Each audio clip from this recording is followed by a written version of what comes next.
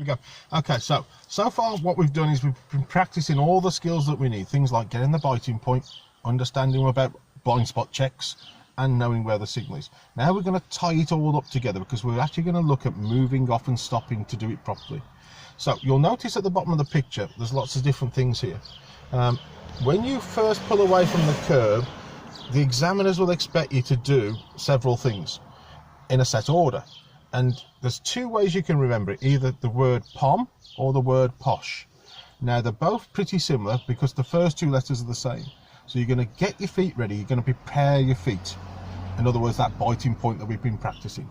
And once you've done that, keep your feet still, because then we're going to check it's safe to go. So we're going to make sure we do all those blind spot checks from left to right, from path to road. And as long as it's then safe, we're going to then decide if we need to signal to actually tell people we're going. And then finally, we're going to take the handbrake off. So it's either make the car move or signal and handbrake, depending whether it's pom or posh.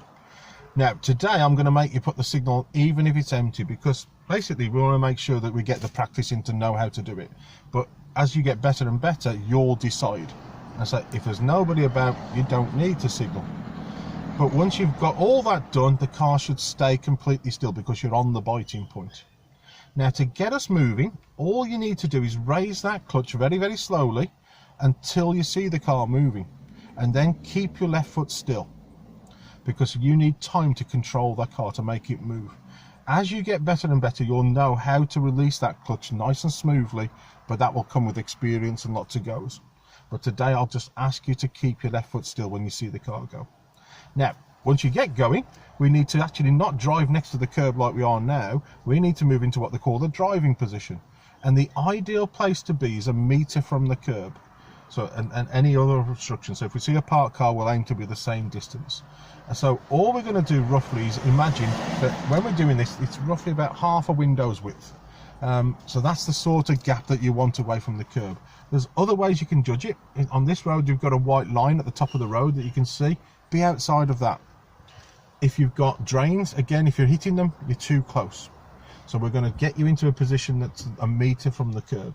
If you go too far to the right, obviously we'll be encroaching on other vehicles, so that's not a good thing. And again, I'll guide you to that position if I need to.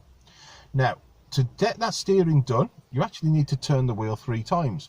You need to gently steer away from me, and when you think you're that meter away, you actually need to steer back in towards the curb, because the car will stay at an angle otherwise. And as soon as you feel straight, get your wheel straight. So that's our car now in its proper position. To finish off the moving off, all you need to do is just see what's behind you by looking in the centre mirror, ease off the clutch completely, and then basically get me to 10 miles an hour. And that's all there is to it. Now, to come back in, we need to learn another set of letters. So we've gone from pom or posh down to this MSPSL. And all that stands for is mirrors, signal, position, speed, and look. Now, to come back in, it's always going to be this centre or interior mirror, because we need to have a good view down the road.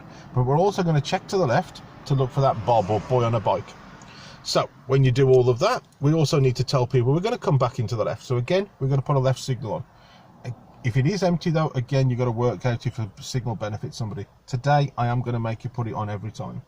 Now, the final bits is just how we get the car by the curb and we stop. So PSL. Position-wise, what we're looking for here is to get the car back to where it is now. That's 6 to 12 inches from the curb. And the best way to achieve that is to actually help you by looking for something called a reference point. Because as you come in towards the curb, if you can line it up on a regular basis using this thing called a reference point, you'll have a far easier life. And the best way I can do it is ask you, using your left hand, point at where you think the curb and the bonnet touch each other. And then drop your hand down towards the windscreen wiper, and hopefully you'll see a spot on the car that you can use. And if it's like me, you'll find it's that little hole that's in the vent for the actual bonnet there. Now, if you can do that and you bring the car in towards that spot, and the moment it touches the curb, you start steering away, everything will straighten up. Eventually, you'll need to get the wheel straight, because we look straight. So the final things we've got to do is basically stop the car, but do it in such a place that it's actually safe and legal to do so. So there's a thing called scalp, which is safe, convenient, and a legal place. And all that basically means on this road is things like we wouldn't want to stop against somebody's driveway and block them. We wouldn't want to stop opposite, within 10 meters of that junction on the right. There's even a bus stop up there that we wouldn't want to stop against. So there's lots and lots of examples on this picture as well of places where it's not a good idea to stop. But once we've identified it, all we need to do to stop is just literally cover the brake and clutch. We don't need power anymore. And because we are going so slow, we'll need to push the clutch down and keep it down. And then all you have to do to stop is put gentle pressure onto the brake, that thing called progressive braking that we talked about. So there's lots of ways of describing how that should feel. The one I tend to use is a wet sponge. And if you squeeze it really hard, you'll stop too quickly. You'll see all that water drop out. It'll be the same as stopping and then making the seatbelt come onto you. But if you squeeze it gently, the water just dribbles out and you can visualize that, then you're winning the battle. There are other things like imagine an egg strapped to your foot. If you do that and you break that egg, you're pressing it too hard. If you're just gentle with it, the car will stop with that kind of pressure. So all we've got to do then is, once we have stopped, keep our feet still.